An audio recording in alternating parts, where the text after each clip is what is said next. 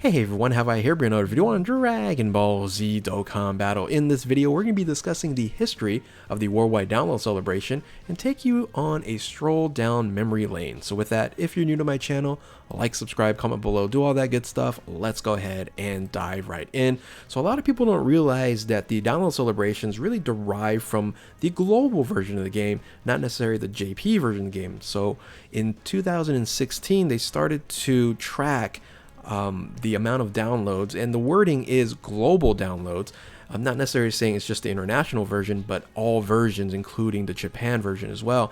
And on May 5th, 2016, they did a celebration bringing out the Dokkan Festival exclusive, or dropping the Dokkan Festival exclusive Super Saiyan 3 AGL Goku, which has already been released on the JP version of the game. But you start seeing that these download celebrations started to be places where they actually started to introduce units on the global version of the game. So from the 50 million download celebration in 2016, they did one for 60 million downloads, 70 million, 77.77, 80, and then 90 million part 1 and 2, which then of course led into the $100 million celebration, and that began on October 24th, 2016, which these units ended up dropping in November 2016. So even back then, they had a scenario where the celebration started, but the main banners didn't come out for maybe a few days. In this case, it was quite many days from when the celebration actually started. So this right here really began what we see now is the introduction of two units, that is a super class unit and extreme class unit. This in particular kind of breaking the game when it came out on JP. Of course, coming out on the global version of the game, it broke it as well, because AGL Super Vegito was just that powerful with his counterattacks. So again, the worldwide download celebration became something that people were now looking forward to down the road, but this was in a sense the essence or the beginning of what's going to be happening upcoming in 2022, like a couple weeks from now, right? So of course, again, it led into kind of this middle ground celebration of $130 million celebration. They introduced Omega Shenron at that point in time, and then at 150 they ended up actually in April 2017 introducing again a super class and an extreme class, the physical Super Vegito Blue, and then the AGL Rose. Now these two units were again incredible. We were just getting really past the mono 70% leads, now getting into these leaders here that were class leaders only at 50%, but you're able to use many other units instead of just a certain mono class, right? You're doing class of super or extreme. So I remember when these two units came out, everyone was using Vegito Blue, and even Rose. Rose was good as well, but Vegito Blue, everybody was just so hyped about that unit. Now, this also constituted an opportunity to think about the banners and how they're going to be releasing these banners.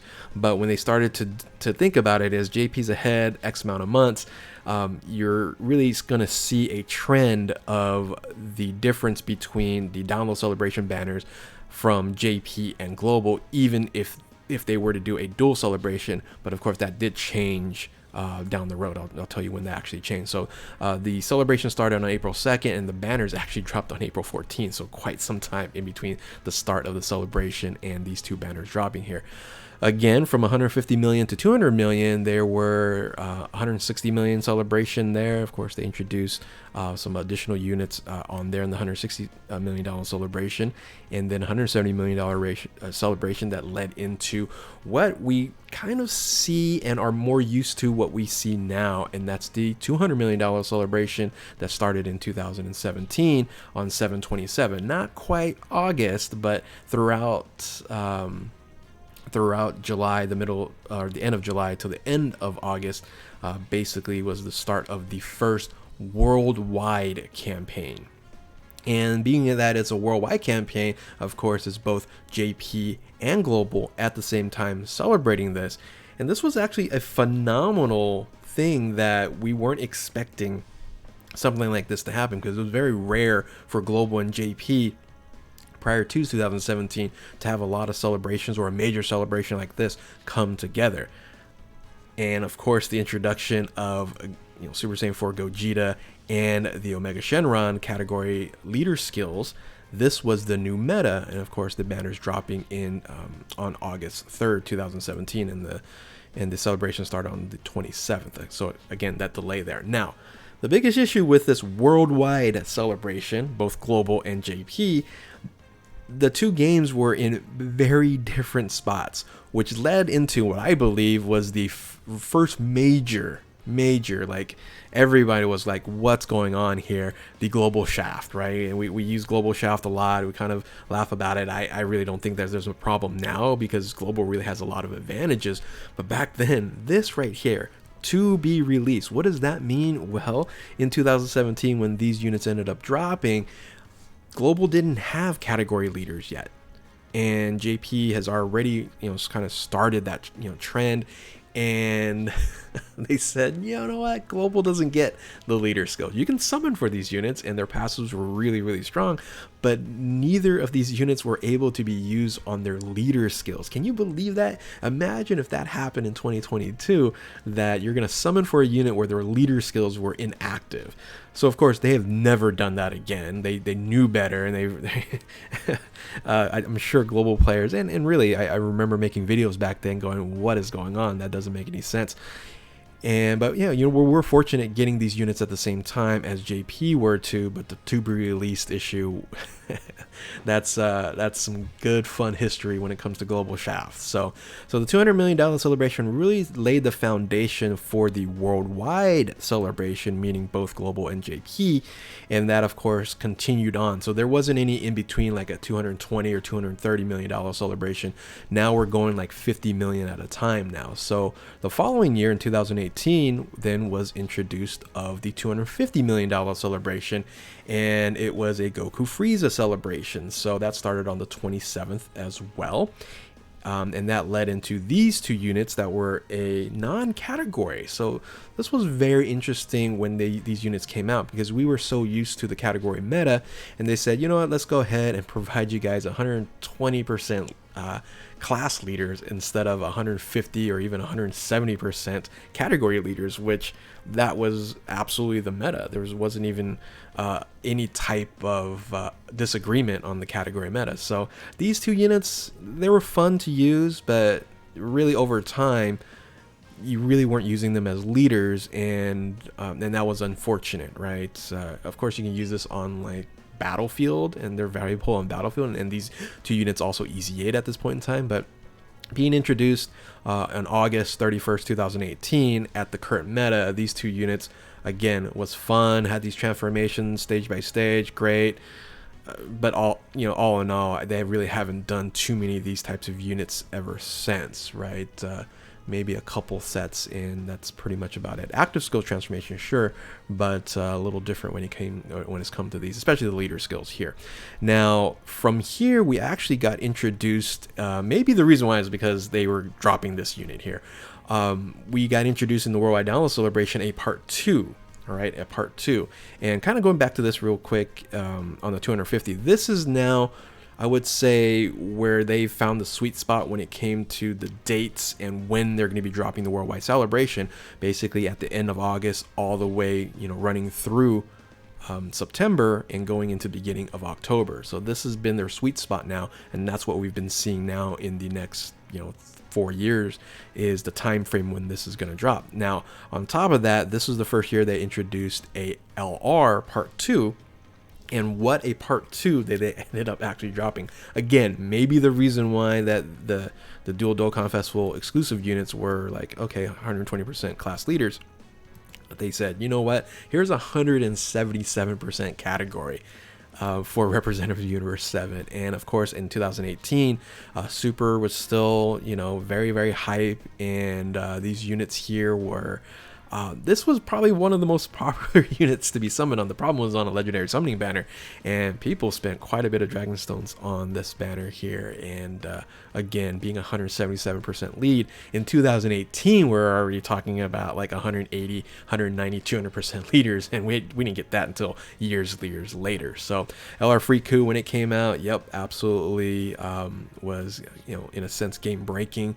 Fantastic unit for a nice period of time. And of course, this unit also has EZA'd by now as well. Now, from the $250 million celebration leading into the $300 million celebration in 2019, again starting in the end of August, running through September into August here, this was the Fierce Confrontation campaign with the Cell celebration. So Gohan and LR Cell, these two units were amazing. I think the value of the leader skills, especially for Kamehameha, really broke the game.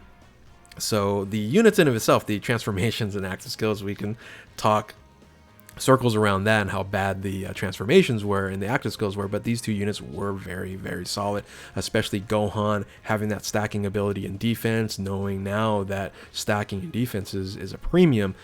So that 30% healing, now it's a little bit more useful, of course, if you're doing like no item runs and stuff like that. But all in all, I think Gohan was the head and shoulders favorite when it came to these two units when these banners came out on August 29th, 2019. So then, of course, we have the part 2. So now the formula has been set, right? End of August, running till the beginning of October, having the Dokkan Festival exclusive LRs, and now also having a part 2 LR. Unfortunately, they kind of did a flip-flop between the $250 million celebration and $300 million celebration, where the LR was amazing and this LR not so much. Okay, this was a top legendary summoning banner, meaning that there were 2 featured LRs on the banner, with LR Super Saiyan 2 Gohan, the OG, right? The first LR on JP and the second LR on I don't know if it was even the second LR on Global, but being released, the Super Saiyan 2 Gohan here with this banner was a benefit. A lot of people may have not got the Gohan here, but on September 17th, I think the year before was September 16th, so right in between the middle of September here, we should expect a top legendary summoning banner, in this case LR51. Yeah, not all that great. Can't wait possibly that this unit does get an EZA in this current celebration, due to the fact that it really needs one. So now, interestingly enough, in 2020, it wasn't a download celebration. It was just called a worldwide celebration, the Explosive Fighting Spirit campaign. And we've been seeing, your 200, 250, 300. And this year, they're like, well, technically, maybe we didn't hit 350 million. So they ended up skipping the word 350 million and just kept the worldwide download celebration. Once again, 8/27, 10/4. The time frame is normal there. So in 2020, amazing formula, right? Another super class, extreme class. Unfortunately, the super class still outshines the extreme class here. Super Vegito is amazing. When it came out, the Majin Buu saga, it was pretty busted. It was really high on my list on best teams. Buhan is still good, but again, extreme class units really, even to this time right now, are doesn't really have the clout. They really should make it the extreme units really busted, which they actually ended up doing the following year. We'll talk about that in a bit. But there wasn't as huge value it was for getting the LR Super Vegito, and these banners dropped on August 29th, 2020. Buhan, for me personally, was the worst banner I've ever summoned on, because it took me almost 5,000 Dragon Stones. I'm not kidding you guys, 5,000. You guys could go back and watch my videos. Almost 5,000 Dragon Stones, like 4,800 or something like that, to summon one copy on that banner. It was a disaster. All right. So also this year here, the banners were pretty incredible with a lot of different LRs on there, but again, it was pretty rough to get the Buhan there. Now the Part 2 LR wasn't all that hype either, right? Angel Vegeta here, it had a unit attack with the Goku. It was a top legendary summoning banner with an old LR Majin Vegeta. He ended up getting a EZA later on, and then really this unit here dropping on September 16th was it was pretty mid even at the point in time there. Now leading into last year, the $350 million celebration. So again, they skipped it on this year in 2020, and they then brought it back, $350 million celebration in 2021, starting from 8/25 to 10/5 here, the Grand Departure campaign. and we went back to Goku and Frieza. So a lot of people were expecting that this, from Majin Buu saga to, the Cell saga, Majin Buu saga, maybe going in the Super, maybe going in GT, maybe going a totally different direction. We weren't really thinking it was going to go backwards and go into the Planet Namek saga. So, but these two units were absolutely incredible. Goku, this might be the first time where the Extreme unit was head and shoulders, I don't say head and shoulders, but it was extremely better than the Super class, because Full Power Frieza at the time here last year was just wrecking through things. Its ability just to really destroy Goku type units and enemies were made it just vastly strong. So a lot of people really ranked Frieza very high, and Goku was still very good, and he is still very good with his stacking ability. But both of them had really solid 170% leader skills. They're both very valuable still today, and these banners came out August 2018. Now, I am going to say this is the first time, so last year was the first time where the banners actually were the same for Global and JP. Every year before this, they had some sort of differences, 1 character, 2 character differences on each of the banners from way back when, from 2000 and what we talked about 16 until 2021, it was different. Now it all came together. Both banners were exactly the same, no difference, except for a little advantage. Now we have a little global advantage when it comes to tickets and things of that nature. But a huge benefit in having both JP and global basically summon for the same thing. Now, the part 2 was actually 2 brand new units. So instead of just having 1 new unit and the top legendary summoning banner with the old unit, they introduced 2 new units here. We had the exchange Vegeta into Goku, and we had the LR Krillin, right? So Krillin and Gohan there. I really just kind of think about it. I use Vegeta off and on.